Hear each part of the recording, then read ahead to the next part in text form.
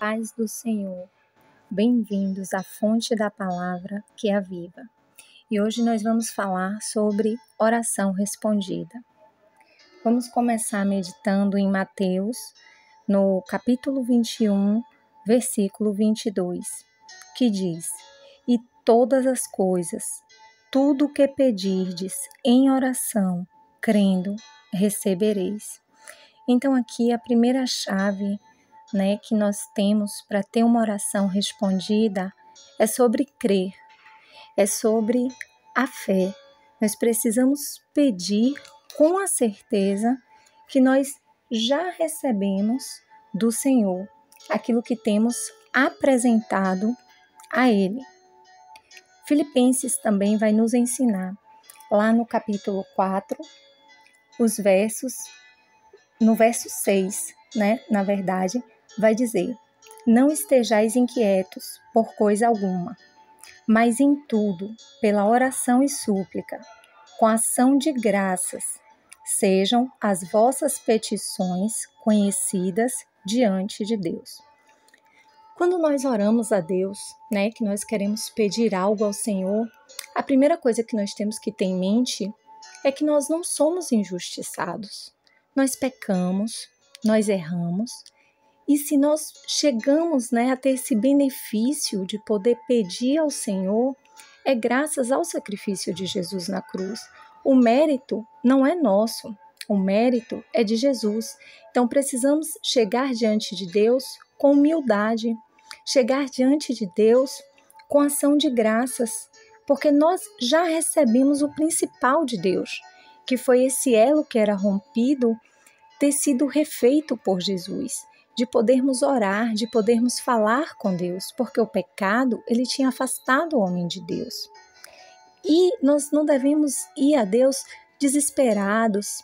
Muitas situações, às vezes sim, a pessoa pode estar no momento de desespero, no momento de aflição, mas a oração ela tem o objetivo de trazer a paz, porque ela leva-nos a confiar, a certeza de que Deus fará, de que Deus responderá.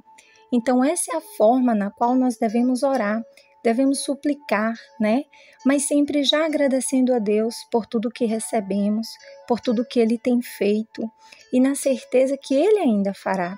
Não adianta a gente orar, pedir algo a Deus e continuar inquieto e continuar desesperado, porque isso revela uma falta de fé. E nós temos que entender a Bíblia como um todo. Não podemos apenas tirar alguns versículos fora de contexto e nos apegar a ele, porque isso não vai trazer a resposta. Isso não vai ser efetivo na nossa vida. A gente não pode esquecer o que está dizendo lá no primeiro versículo que nós lemos, que vai dizer que nós precisamos pedir crendo, nós precisamos pedir confiando no Senhor, confiando que Ele vai fazer. E o livro do Êxodo nos mostra muito bem como não devemos pedir quando o povo ficava com aquele saudosismo daquilo que eles comiam no Egito, quando eles reclamaram a respeito da carne, eles foram ingratos quanto ao maná, já estavam enjoados daquele maná. Então isso é uma forma orgulhosa, isso é uma forma soberba, porque o Senhor não deve nada a ninguém, Ele nos criou. Nós escolhemos nos afastar dele através do pecado, mas ele nos chamou de volta pelo seu amor.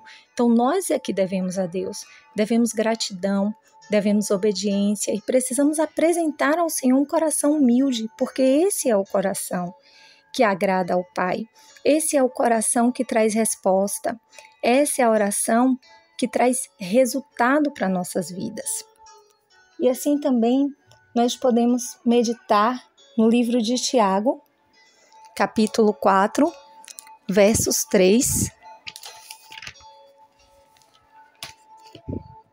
que vai dizer também: Pedes e não recebeis, porque pedes mal, para consumirdes em vossos deleites.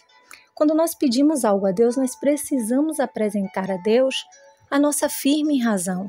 Qual é o nosso propósito? Qual é o nosso objetivo? Por que nós estamos precisando daquela determinada bênção, daquela determinada resposta, que aquela determinada porta seja aberta? E aí nós temos que ter a confiança no Senhor, se nós temos um relacionamento com o Senhor, se nós pedimos com humildade, se nós cremos. Se o Senhor não responde de uma forma positiva, nós temos que entender que aquilo não ia ser bom para nós. Mas não significa que continuaremos na necessidade. Significa que Deus tem algo muito melhor para nos dar. Algo que nós não conseguimos enxergar como uma solução, mas que o Senhor já tinha visto. E nós também precisamos lembrar, como está escrito lá em Mateus 6,33, que precisamos buscar primeiro o reino dos céus e a sua justiça, porque todas as demais coisas nos serão acrescentadas. E essas demais coisas, no versículo anterior, nós vemos Jesus falando para não estarmos preocupados quanto ao que comer, ao que vestir, porque isso são as necessidades materiais do homem. E Deus, ele é comprometido em supri-las. Mas nada adianta ter as necessidades materiais supridas se temos um espírito faminto, se nós não entendemos aquilo que é essencial para a nossa vida. A alma é muito mais que o corpo. E nós precisamos entender que a nossa alma ela precisa estar alimentada, porque o reino é eterno, a alma ela é eterna. Então não podemos achar que o Senhor é como o gênio da lâmpada, que nós vamos só quando precisamos, só quando queremos algo dele, porque ele quer relacionamento com a gente, porque ele é o nosso Pai, porque ele não nos deve nada a quem vamos nos apresentar e cobrar uma dívida. Pelo contrário, nós éramos os devedores e ele mesmo pagou o preço da nossa dívida, para que nós pudéssemos chegar com confiança ao trono da graça e apresentar a ele não só as nossas necessidades, mas os nossos sonhos, os nossos desejos, mas precisamos enxergar além de nós mesmos, né? Que como fala, para usufruir apenas em nossos deleites. Ou seja, quantas vezes as pessoas são abençoadas e elas não dão testemunho, mas o testemunho ele traz glória para o nome do Senhor. O testemunho ele ajuda aquela pessoa que está em dificuldade, aquela pessoa que está orando a confiar que se Deus fez na vida do outro, vai fazer na vida dela também. Então, o mínimo que nós podemos fazer, uma das mínimas, firmes razões que nós podemos apresentar é a do testemunho para o engrandecimento do reino, para o engrandecimento do evangelho. O próprio Jesus fez milagres que levaram as pessoas realmente a crer quem ele era, porque sabia que a autoridade vinha do alto. E esse poder também o Senhor deu a nós, porque são sinais que acompanham aqueles que crerem.